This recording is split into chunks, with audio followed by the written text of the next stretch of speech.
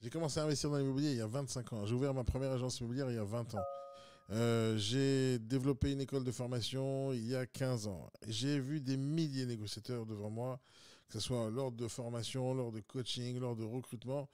Ils ont tous quasiment les mêmes problèmes qu'on va rencontrer sur le chemin. Tout le monde a les mêmes problèmes dans l'immobilier. Tout le monde. Tous. Dans tout l'immobilier, tout le monde fonctionne quasiment pareil. Tout le monde. J'essaye de former les gens un peu différemment, avec des méthodes différentes que j'ai développées moi-même, mais les gens veulent rester avec toujours les mêmes problèmes sans essayer de les changer. On a beau vouloir former, les gens réfléchissent toujours de la même manière. Et je vais vous expliquer de quoi je parle un tout petit peu. Normalement, vous allez tous vous reconnaître dans ce parcours. La majorité des négociateurs, lorsqu'ils rentrent dans un réseau, ils vont, euh, ils vont commencer à bosser tel qu'on va les former. Maintenant, si le formateur est bon, ben, il va avoir des bons résultats. Si le formateur est mauvais, il y aura des mauvais résultats en général.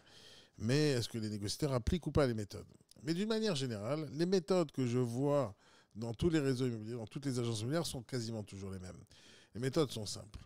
Ben, tu vas prospecter au téléphone, tu vas prospecter sur le bon coin, tu vas prospecter sur le terrain et tu vas chercher des mandats. La course en mandat est ouverte, les amis. Depuis tout le temps, depuis que je suis dans l'immobilier, j'ai observé beaucoup. Je fais que ça d'observer et j'essaye d'agir en parallèle. Mais quand j'observe, on voit que tout le monde est à la course au mandat, tout le monde, toute la journée. On forme tous les négociateurs à prendre des mandats, à prospecter, à démarcher. Toute la journée, c'est cette guerre-là.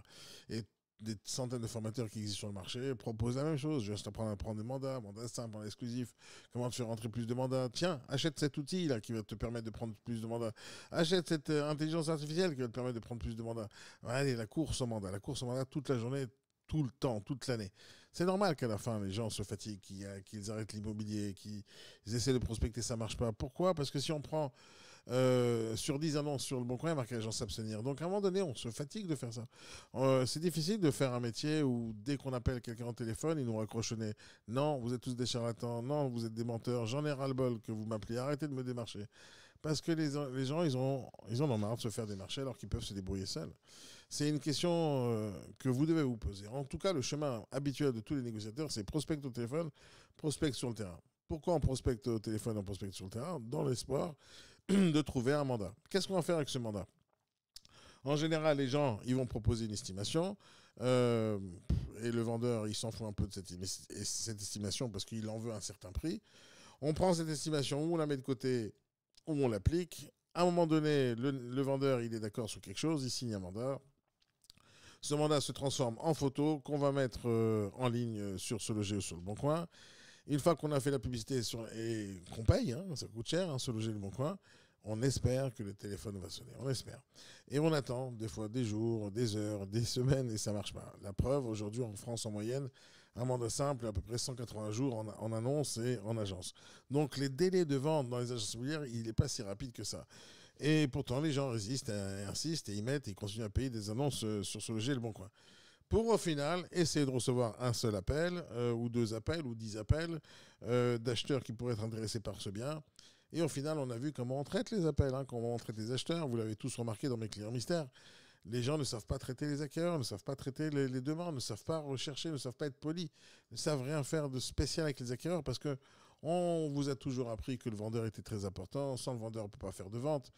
Et voilà, ça c'est un engrenage qui se passe. Au final, tout ce qu'on fait au quotidien, que ce soit la prospection téléphonique, prospection terrain, communication, mettre un mandat en ligne, mettre des annonces, faire des photos. Au final, tout ce qu'on fait, c'est pour faire quoi au final? C'est pour avoir un acquéreur qui va nous appeler. Ok, super. Moi, je vous pose une question, les amis. Une question très importante. Imaginez que vous avez déjà l'acquéreur. À quoi ça sert de faire tout ça? À quoi ça sert de prospecter au pif des biens qui vont peut-être pas se vendre alors que vous avez déjà un acquéreur qui dit je recherche ça? Maintenant, certains vont me dire, oui, mais si j'ai un acquéreur qui recherche ça, est-ce que j'ai envie de perdre mon temps à lui trouver quelque chose qui peut-être va me dire, non, ça ne l'intéresse pas. Ben, alors, vous avez raison. Si vous cherchez pour une personne, ben, c'est pas très intéressant. Mais imaginez que vous cherchez pour 42 personnes qui recherchent la même chose. Imaginez que vous cherchez pour 35 personnes qui recherchent la même chose. Imaginez que vous cherchez pour 183 personnes qui recherchent la même chose. Ben, les choses changent, n'est-ce pas, hein? Donc, si jamais j'avais autant d'acheteurs comme ça dans mes mains qui me disent exactement ce qu'ils recherchent, est-ce que ça servira à quoi que ce soit d'aller prospecter au pif, au hasard, sur le bon coin, au téléphone, de prendre n'importe quel mandat qu'on me confie et d'espérer que ça se vende? Moi, je ne sais pas comment les gens travaillent, mais en tout cas, je ne travaille pas comme ça. Je ne suis pas capable, moi, personnellement, d'aller prendre des mandats dont je ne sais pas si j'ai la sortie. C'est pas possible. Parce que dans ma tête à moi, ma technique personnelle pour prendre ou pas un mandat, elle est très simple. Est-ce que j'ai la sortie? Voilà. Si j'ai la sortie, je prends le mandat. Si je n'ai pas la sortie, je prends le mandat. Alors, comment je fais pour être sûr que j'ai la sortie? Je le vérifie, ça. Je vérifie si j'ai une base de données d'acquéreurs, je vérifie si j'ai des acheteurs. Mais aussi, je vérifie si j'aurais pu investir de l'argent dans ce bien-là. Je donne un exemple. Imaginons que vous avez une boutique de fringues. C'est votre métier, vous avez une boutique de fringues. Ou vous avez une boutique, je ne sais pas moi, d'accessoires de voitures. Ou vous avez une boutique, peu importe ce que c'est en fait. Mais en tout cas, vous avez de la marchandise dans votre boutique. Est-ce que vous allez acheter n'importe quelle marchandise chez n'importe quel fournisseur en espérant que ça se vende?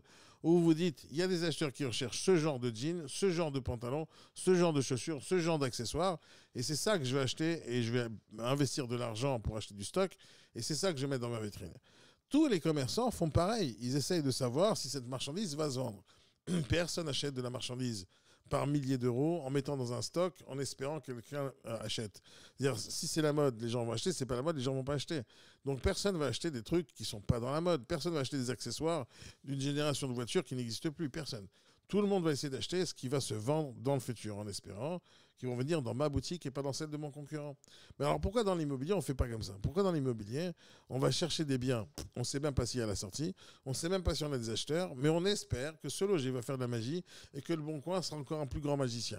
On espère qu'à un moment donné, il y a un acheteur qui va naître comme ça, de nulle part, en disant c'est bon, tu as mis un bien à 600 000 euros alors que ça vaut 200 000, tu as mis un bien avec 2 fenêtres alors que j'en veux 6, c'est pas grave, je vais l'acheter quand même. Non, ça n'existe pas ça. La majorité des agences immobilières fonctionnent pareil. On démarche n'importe quoi et on espère que ça se vende. Moi, je vous dis, réfléchissez un tout petit peu différemment. Et si maintenant, je savais à l'avance ce que les gens recherchaient, est-ce que ça serait plus intéressant ou pas? Est-ce qu'on pourrait faire plus d'affaires si je prospectais pile poil ce que les gens recherchent? Moi, je pense que c'est la bonne méthode. Je suis sûr que c'est la bonne méthode. C'est comme ça que je fonctionne depuis plus de 20 ans. Et pour ça, il fallait des outils pour fonctionner comme ça. À l'époque, on travaillait avec des fichiers Excel. À l'époque, on travaillait avec des petits post-it. À l'époque, on travaillait avec des boîtes mail toutes pourries parce qu'on n'avait pas les adresses mail des gens. Mais à l'époque, il n'y avait pas Internet. Aujourd'hui, Internet. Aujourd'hui, il y a la technologie. Et avec la technologie, des outils nouveaux naissent. Et il y a un outil magnifique que vous connaissez absolument pas, que vous avez peut-être jamais utilisé, vous avez peut-être jamais entendu parler, parce qu'il s'est fait discret. Et aujourd'hui, il sort au grand jour. Les amis, je vous conseille d'aller tout de suite dans la description de cette vidéo et d'aller cliquer sur un lien très important qui va vous rediriger vers une plateforme magnifique. J'ai d'ailleurs créé une chaîne YouTube spéciale pour parler de cet outil, le décortiquer et faire des tutoriels sur comment l'utiliser. D'ailleurs, je vous présente la plateforme. C'est une plateforme off-market qui s'appelle le site.io. Allez sur le site.io, découvrez comment ça fonctionne. Allez sur ma chaîne YouTube, le lien est dans la description, dans cette nouvelle chaîne YouTube qui s'appelle le site.io tutoriel. Allez là-bas, encore une fois, le lien est dans la description. Allez apprendre peut-être une nouvelle façon de vivre dans l'immobilier. Allez apprendre comment on fait de l'argent réellement en satisfaisant la demande et pas l'offre. On va en reparler encore dans une prochaine vidéo. Pour l'instant, allez faire un tour dans ce site. Abonnez-vous à la nouvelle chaîne. Je vais faire énormément de formations là-bas. Je vais faire énormément de tutoriels là-bas. Ça va être super intéressant pour vous tous. Allez-y tout de suite. À la plus.